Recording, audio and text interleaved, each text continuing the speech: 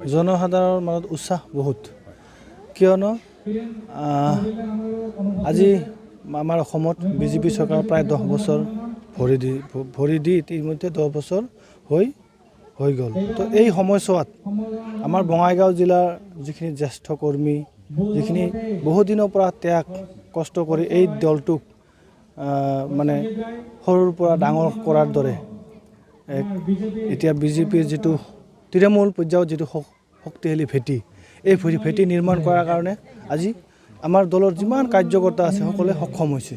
আৰু এই আমাৰ যিসকল জ্যেষ্ঠ কৰ্মীসকলৰ ত্যাগ আৰু কষ্টৰ ফলত কিন্তু আজি আমাৰ ভাৰতীয় জনতা পাৰ্টি বঙাইগাঁও জিলাত এক শক্তিশালী ৰূপত গঢ় দিবলৈ সক্ষম হৈছে। আৰু যোৱা যিমান নিৰ্বাচন আছে, আমি নিৰ্বাচনসমূহত দেখাই পাইছোঁ যে বিজেপিৰ প্ৰতি বিজেপি চৰকাৰৰ যি উন্নয়ন, আমাৰ সকলোৰে শ্ৰদ্ধাৰ নৰেন্দ্ৰ মোদী ডাঙৰীয়াৰ নেতৃত্বত বিশ্বৰ বুকুত যেনেকৈ ভাৰতখন আগবাঢ়িছে, ঠিক তেনেকৈ আমাৰ সকলোৰে শ্ৰদ্ধাৰ মুখ্যমন্ত্ৰী হিমন্ত বিশ্ব শৰ্মা ডাঙৰীয়াৰ নেতৃত্বত আজি অসমৰ চুকে কোণে গাঁৱে নগৰে চহৰে এক উন্নয়নৰ দিশে আগবাঢ়িছে। আৰু যি উন্নয়ন মানে সকলো ক্ষেত্ৰতে উন্নয়ন, মহিলাসকলৰ স্বাৱলম্বী কৰাৰ ক্ষেত্ৰতে হওক, যুৱসকলক যোগ্যতাৰ ভিত্তিত চাকৰি দিয়াৰ ক্ষেত্ৰতে হওক, এই যি অসম চৰকাৰৰ যি কাম হৈ আছে, এই কামৰ প্ৰতি এতিয়া ৰাইজ কেৱল বিজেপিৰ ভোট দিয়াৰ কাৰণে ৰৈ আছে। আৰু আমাৰ যিহেতু আমাৰ বঙাইগাঁও জিলাত আমাৰ পদুম ফুলত ভোট দিবৰ কাৰণে এতিয়ালৈকে আমাৰ বঙাইগাঁওবাসী ৰাইজে আগ্ৰহে বাট চাই আছে, কিন্তু পদুম ফুলত ভোট দিব পৰা নাই। যোৱা 2016 আৰু 21ত আমি AGP দলৰ লগত আমাৰ যি মিত্ৰতা আছিল, সেই মিত্ৰতা ধৰ্ম পালন কৰি আমি তেওঁলোকক এৰি দিছিলোঁ। তো এইবাৰ আমাৰ সকলোৰে শ্ৰদ্ধাৰ মুখ্যমন্ত্ৰী ডাঙৰীয়াই যোৱা যুৱ আমাৰ যি মুখ্যমন্ত্ৰী আত্মসহায়ক অভিযান অসমৰ যি চেক বিতৰণ কাৰ্যসূচী আছিল, তাতে আহিছিল আৰু মুখ্যমন্ত্ৰী ডাঙৰীয়াই কৈছিল যে আমাৰ যিসকল বিজেপি কৰ্মী তেওঁলোকৰো এটা আশা আছে যে বিজেপিক ভোট দিয়াৰ কাৰণে। আৰু সেই ক্ষেত্ৰত তেওঁ কৈছিল যে বঙাইগাঁও জিলাৰ যিহেতু দুটা সমষ্টিৰ জিকা চিট আছে, তাৰে এটা বিজেপি খেলিব আৰু এটা AGP খেলিব বুলি তেওঁ ইতিমধ্যে সংবাদ মাধ্যমৰ আগত ঘোষণা কৰিছে। কিন্তু সঁচাকৈ আমি যিহেতু মিত্ৰ ধৰ্ম পালন কৰি যোৱা দুটা টাৰ্ম আমি AGPক এৰি দিছিলোঁ, তো তেওঁলোকে আমাক এইবাৰ মিত্ৰ ধৰ্ম তেওঁলোকৰ পালন কৰি আমাক যাতে হয় অভয়পুৰী নহয় বঙাইগাঁও দুটাৰ ভিতৰত এটা যাতে আমাক দিয়ে, তাৰ কাৰণে মই ইয়াৰে আপোনালোকৰ সংবাদ মাধ্যমৰ জৰিয়তে মই আহ্বান জনাম। দীৰ্ঘদিনৰ পৰা অভয়পুৰী সমষ্টিটো বিশেষকৈ চন্দন চৰকাৰ এটা সময়ত আছিলে, তাৰপিছত AUDFৰ বিধায়ক আহিলে, তাৰপিছত আকৌ চন্দন চৰকাৰৰ পুত্ৰ আহিলে। যিহেতু আপুনি এই গোটেই সমষ্টিটোত ঘূৰা ফুৰা কৰি আছে, এতিয়াও কি কৰিব বাকী আছে সমষ্টিটোত, কি সমস্যা এতিয়াও সমষ্টিটোৰ কথা যদি আমি ক'বলৈ যাওঁ, এতিয়া সমষ্টি এটা উন্নয়ন কৰিবলৈ হ'লে শাসক দলৰ বিধায়ক হোৱাটো অত্যন্ত প্ৰয়োজন, কিয়নো শাসক দলৰ বিধায়ক হ'লেহে সমষ্টিটোত উন্নয়নৰ কাৰণে তেওঁ কাম কৰিব পাৰে। যিহেতু ইয়াতে এবাৰ UDFও MLA হৈছিল, এইবাৰ কংগ্ৰেছ হৈছে, তেওঁলোকৰ বিৰোধী দলৰ তেওঁ যিখিনি উন্নয়ন কৰিব লগা আছিল তেওঁ সেই ক্ষেত্ৰত উন্নয়ন আমি একো কৰা, প্ৰদীপ চৰকাৰে কিবা যে কেতিয়াও মানে বিধানসভাতে কোনো কিবা অভয়পুৰী সমষ্টিৰ কাৰণে কিবা যে তেওঁ উত্থাপন কৰিব আজিলৈকে আমাৰ দৃষ্টিগোচৰ হোৱা নাই। আমাৰ অভয়পুৰী ৰাইজে দেখা নাই তেওঁ যে বিধানসভাত কিবা উচ্চ স্বৰে তেওঁ অভয়পুৰীৰ কাৰণে কিবা বিচাৰিব, তেনেকুৱাতো একো আমি আজিলৈকে দেখা পোৱা নাই। তেওঁকতো আমি ফিল্ডত দেখাই নাপাওঁ যে তেওঁক বিধায়কে নে কি, বহুত মানুহে তেওঁক চিনি নাপায়। আমিতো প্ৰত্যেকটা বুথ তৃণমূল পৰ্যায়ত আমি সংগঠন কৰি আছোঁ। আজি দলে যেনেকুৱা সময়ত যি দায়িত্ব দিছে সেই পালন কৰি আহিছোঁ। আজি মই 12-13 বছৰ ধৰি এই দলত আছোঁ। মই সাধাৰণ কৰ্মকৰ্তা হিচাপে এই দলত যোগদান কৰিছিলোঁ। জিলাৰ মণ্ডলৰ সম্পাদক, তাৰপিছত জিলাৰ সম্পাদক, তাৰপিছত ভাইচ প্ৰেছিডেণ্ট, তাৰপিছত 4 বছৰ মই ডিষ্ট্ৰিক্ট প্ৰেছিডেণ্টো থাকিলোঁ। আৰু এতিয়া দলে মোক ৰাজ্যিক উপসভাপতিৰ দৰে এটা গুৰু দায়িত্ব দিছে, আৰু এই গুৰু দায়িত্ব মই পালন কৰি আহিছোঁ। আৰু আমাৰ সমষ্টিৰ বিশেষকৈ অভয়পুৰী সমষ্টিৰ মই চুকে কোণে ঘূৰিছোঁ, প্ৰত্যেকটা বুথত গৈছোঁ, বুথৰ লগত সম্পৰ্ক কৰিছোঁ। আমাৰ দলৰ যিখিনি কৰ্মী আছে তেওঁলোকৰ লগত কেনেকৈ তেওঁলোকক বা তেওঁলোকৰ গাঁওখন বা কেনেকৈ আগবঢ়াই লৈ যাব পাৰোঁ, তাৰ কাৰণে আমি বিভিন্ন সময়ত বিভিন্ন পদক্ষেপ লৈছোঁ। এইটো সমষ্টিটো আগতে SC ৰিজাৰ্ভ আছিল, সকলোৱে জানে SC ৰিজাৰ্ভ, আৰু আমিতো OBC মানুহ ইলেকশ্যন খেলিব আমাৰ নায়ে, আমি নোৱাৰোঁই।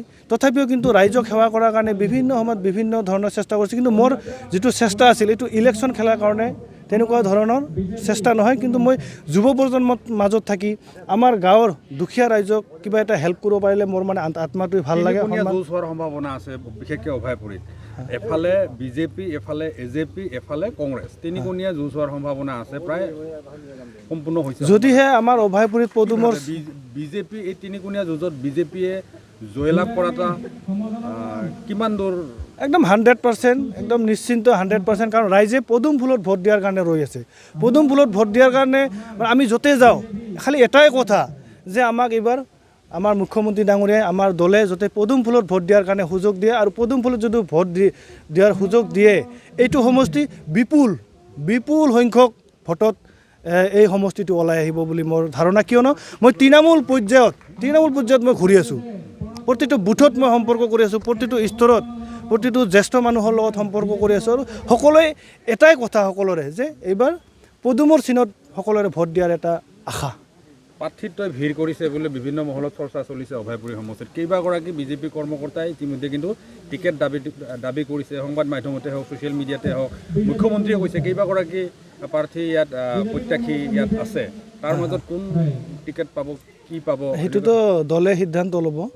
এতিয়া দল এটাত প্ৰাৰ্থিত্ব বিচৰাটো সকলোৰে অধিকাৰ আছে দলৰ সদস্য হিচাপে, আৰু এই ক্ষেত্ৰতো দলেই যদি বিচাৰে, যদি প্ৰাৰ্থিত্ব দিয়ে, তেতিয়াহ'লে নিশ্চয় ময়ো আশাবাদী, সমাজক সেৱা কৰাৰ কাৰণে আশাবাদী। আৰু ইতিমধ্যে মই যিখিনি, এতিয়াতো মইতো কোনো বিধায়ক বা MLA নহওঁ, আপোনালোকে সকলোৱে জানে বা আমাৰ ৰাইজেও জানে যে মোৰ লগত ছ'চিয়েল মিডিয়াৰ লগত জড়িত বা তেনেকুৱা ধৰণৰ, তেওঁলোকে দেখা পাই আহিছে। মই কিন্তু কোনো বিধায়ক হোৱাৰ কাৰণে কেতিয়াও মানুহক সেৱা কৰা নাই, সমাজ সেৱা। আজি মই 10-12 বছৰ ধৰি যুৱকসকল যিসকল গাঁৱৰ, আজি মই মোৰ নিজৰ কথাটোতো নিজে কোৱা নাযায় আচলতে, তথাপিও আপোনালোকে যিহেতু সুধিছে মই ক'লোঁ যে এতিয়া উঠি অহা প্ৰজন্ম খেলৰ প্ৰতি আকৰ্ষিত হোৱাৰ কাৰণে মই আমাৰ অভয়পুৰী সমষ্টি বুলি নহয়, বঙাইগাঁও জিলাৰ বিভিন্ন ঠাইত ভলীবলৰ সময়ত ভলীবল বিতৰণ কৰিছোঁ। এতিয়া ফুটবলৰ সময়ত অতি কমেও 150 পৰা 200 ফুটবল টীমক মই ফুটবল বিতৰণ কৰিছোঁ। ক্ৰিকেট খেলৰ সামগ্ৰী বিতৰণ কৰিছোঁ যুৱ প্ৰজন্মৰ মাজত।